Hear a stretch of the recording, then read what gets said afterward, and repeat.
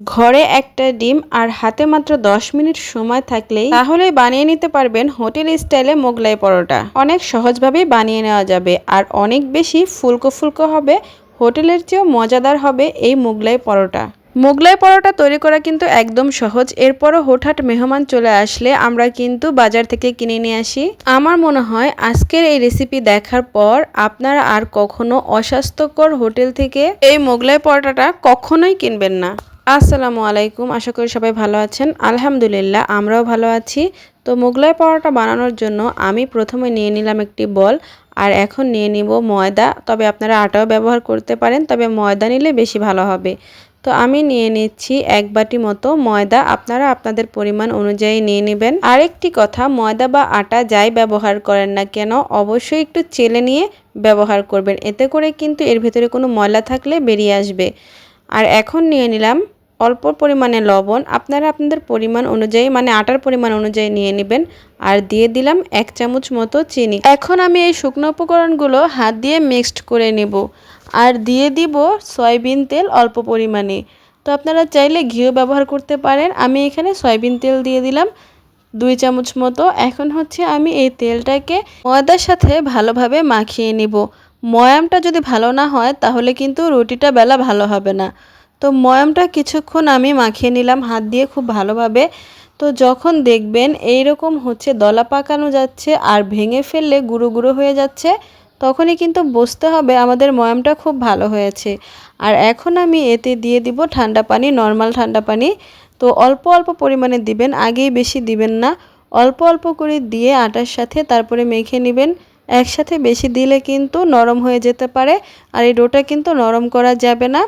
এই ডোটা বেশি শক্তও করা যাবে না, নরমও করা যাবে না, সেই হিসেবে হচ্ছে পানিটা ব্যবহার করতে হবে।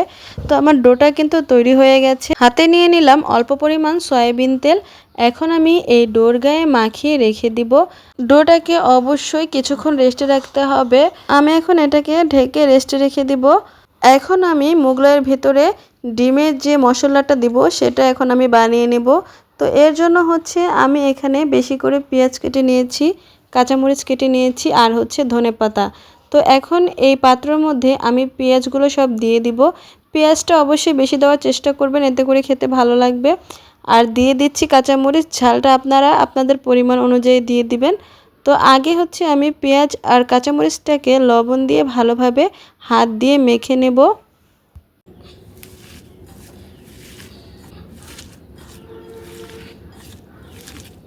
পেঁয়াজ আর কাঁচামরিচ হাত দিয়ে ডলে আমি এখন এতে দিয়ে দিচ্ছি ধনেপাতা। ধনিয়া পাতাটা আপনারা চাইলে দিতেও পারেন, আর না দিলেও কোনো সমস্যা নেই। আর এবার আমি নিয়ে নিচ্ছি 2টো ডিম। আপনারা কিন্তু একটি ডিম দিতেও পারেন, একটি ডিম দিয়েও কিন্তু খুব ভালো লাগে মোগলাই পরোটা। তো আমি আজকে দিয়ে দিচ্ছি 2টো ডিম। এমন না যে একটি ডিম দিয়ে মোগলাই বানালে খারাপ হবে, তো খেতে কিন্তু ভালোই লাগবে। কিন্তু আমি হচ্ছে 2টা ডিম দিয়ে বানাবো, এই কারণে 2টা ডিম দিচ্ছি। তো এটাকে আমি এখন ভালোভাবে ডিমের সাথে মাখিয়ে নিব। আর এখন দিয়ে দিব হচ্ছে একটা ম্যাগি মশলা, স্বাদটা যেন আরও দ্বিগুণ বেড়ে যায় এই কারণে। তো এটাও কিন্তু আপনারা অ্যাভয়েড করতে পারেন, কিন্তু দিলে টেস্টটা কিন্তু হোটেলের চেয়েও বেশি ভালো লাগবে খেতে। তো এখন আমি সম্পূর্ণ মিশ্রণটাকে ভালোভাবে নেড়েচেড়ে মিশিয়ে নিব। আমার কিন্তু ডিমের মিশ্রণটি বানানো শেষ। আর এখন আমি চলে যাব সেই ডোর ওখানে যেখানে আমি ময়দাটা ভালোভাবে মেখে রেখেছিলাম তেল দিয়ে। তো দেখেন কতটা সফট হয়েছে। তো বেশি সময় রাখলে কিন্তু আরও সফট হবে। তো এখন আমি এটাকে আবারও একটু মথে নিচ্ছি। তারপরে হচ্ছে এই ডোটাকে আমি 2টা লিচি কেটে নিব। যেহেতু আমি হচ্ছে 2টা পরোটা বানাবো, এই কারণে হচ্ছে 2টা লিচি কেটে নেব। তো আপনারা আপনাদের পরিমাণ অনুযায়ী যে কয়টা হয় বানাবেন, এতে কোনো সমস্যা নেই। 2টাই যে বানাতে হবে এমন না। তো এখন আমি এই তো দেখেন 1 সমান লিচি কেটে নিয়েছি। আর এখন একটা লিচি নিয়ে আমি রুটির মতো গোল শেপ দিয়ে নিলাম। আর হচ্ছে এবার আমি রুটির মতো এই ডোটাকে বেলে নেব। তো বেলার জন্য আমি এখন এখানে নিয়ে নেব কিছু পরিমাণ ময়দা। আপনারা চাইলে আটাও ব্যবহার করতে পারেন।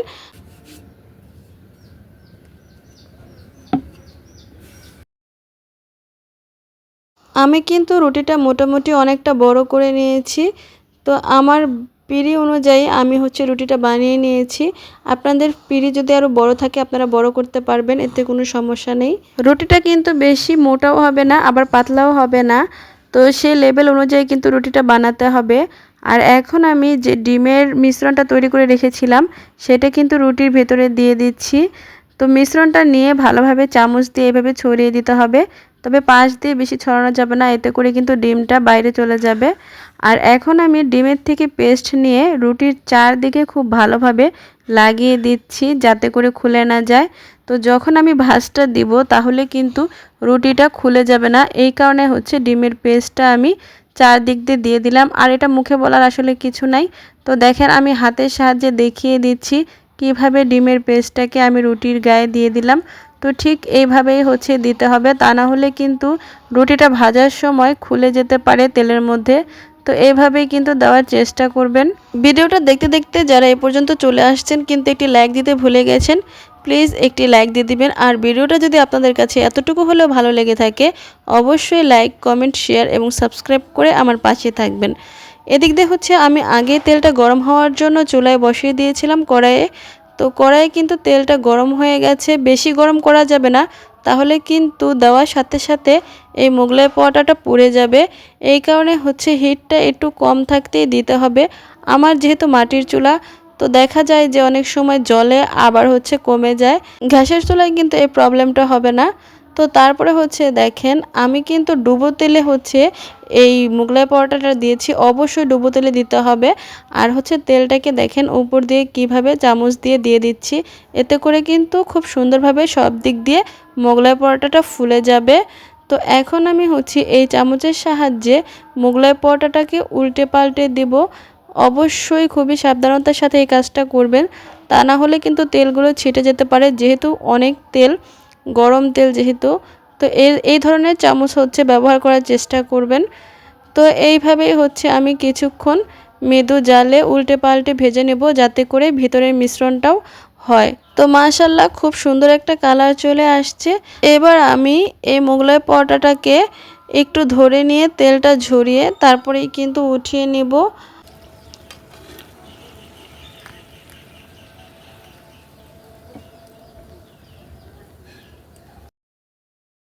এই তো খুবই অল্প সময়ে রেডি হয়ে গেল আমার মোগলাই পরোটাটা, দেখে কিন্তু খুবই লোভনীয় লাগছে। আর একইভাবে সেম প্রসেসেই আমি যে আরেকটা মোগলাইয়ের লিচি কেটে রেখেছিলাম সেটাকেও কিন্তু রুটি বানিয়ে ঠিক একইভাবে এই মোগলাই পরোটাটাও ভেজে নিলাম। তো যাই হোক আমার কিন্তু দুইটা মোগলাই পরোটাই রেডি হয়ে গেছে। আপনারা চাইলে কিন্তু একটাও বানাতে পারেন, তিনটাও বানাতে পারেন, সেম একই প্রসেসে যত খুশি আপনারা ততই বানাতে পারেন। তো দেখেন কত ফুলকো ফুলকো হয়েছে আর মুচমুচে হয়েছে, দেখলেই কিন্তু বুঝতে পারছেন কি পরিমাণ মুচমুচে হয়েছে। তো এত সহজেই যদি আমরা ঘরে বানাতে পারি তাহলে দোকান থেকে কেনার তো কোনো দরকার নেই, সেখানে বাসিও থাকে। আর এটা হচ্ছে টাটকা একদম ফ্রেশ নিজের হাতে। আর হচ্ছে বাড়ির খাবার সবসময় স্বাস্থ্যকর, বাইরের খাবার কিন্তু আসলে এতটা স্বাস্থ্যকর না। এখন আমি এটাকে গরম অবস্থায়, অবশ্যই কিন্তু গরম অবস্থায় কাটার চেষ্টা করবেন, তাহলে কাটিংটা ভালো হবে। তো আমি হচ্ছে এই মোগলাইগুলোকে গরম অবস্থায় খুব সুন্দর করে কেটে নিচ্ছি সাইজ অনুযায়ী। আপনারা ছোট বড় যে কোনো সাইজ, যে কোনো শেপেই কিন্তু এই মোগলাই পরোটা কাটতে পারেন। আমি হচ্ছে 4 কোনা আকৃতি করে কেটে নিচ্ছি, চাইলে কিন্তু আপনারা 3 কোনা আকৃতিও কেটে নিতে পারেন।